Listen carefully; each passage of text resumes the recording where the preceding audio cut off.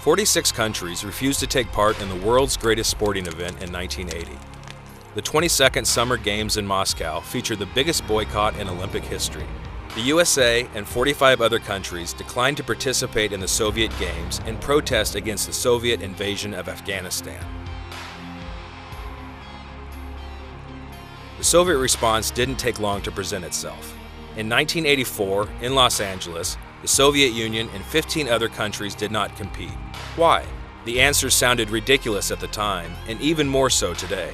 The Soviet leadership claimed that they could not guarantee the safety of their athletes in the United States, so they opted not to send them. Let's pause for a moment.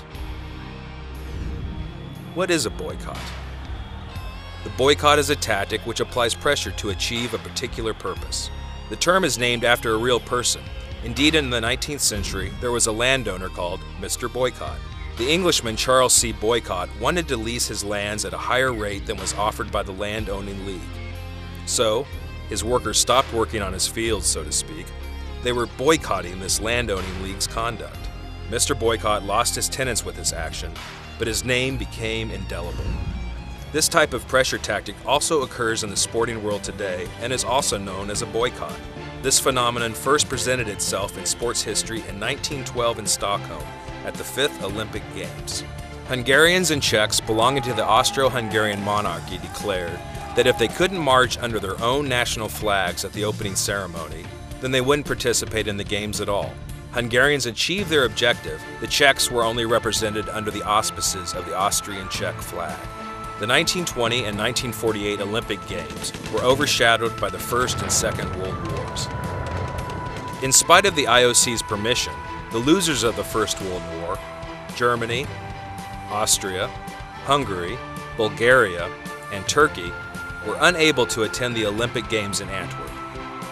Germany and Japan were not allowed at the 48 Olympic Games in London for the same reason. The Olympic Games in Melbourne in 1956 were right after the Hungarian Revolution and the Suez Crisis. The Netherlands, Switzerland, and Spain didn't send their athletes to the Games in protest of the Soviet political crackdown in Hungary. The Suez Crisis made Egypt, Lebanon, and Iraq stay away from the Games. South Africa wasn't allowed to participate in the Tokyo Olympics in 1964 because of apartheid. Only after the release of Mandela in 1992 were they reintroduced into the Olympics.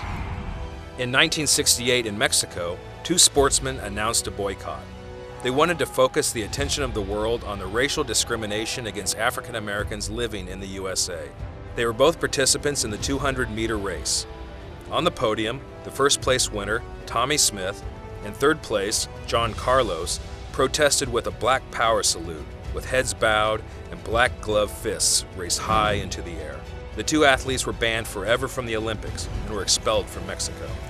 In 1976, due to pressure from China, Canada refused permission for Taiwan to participate independently in the Montreal Olympic Games.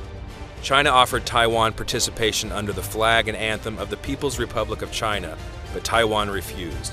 Their athletes did not compete. In 1988, at the Seoul Olympics, North Korea wanted to be a co-sponsor, and this was supported by South Korea. The negotiations broke down to political reasons, though, and the North announced a boycott against the South. Thus, North Korea didn't participate in the Games. They strengthened their borders, and the two powers glared at each other once more. Various political forces have often used the sporting event to further their goals. No wonder hundreds of countries and millions or even billions of people are affected by the Olympic Games. Perhaps at the next Olympics, the only extraordinary awareness-raising event outside of sports will be the unruly conduct of a fan who may run amok on the track, and not international political battles.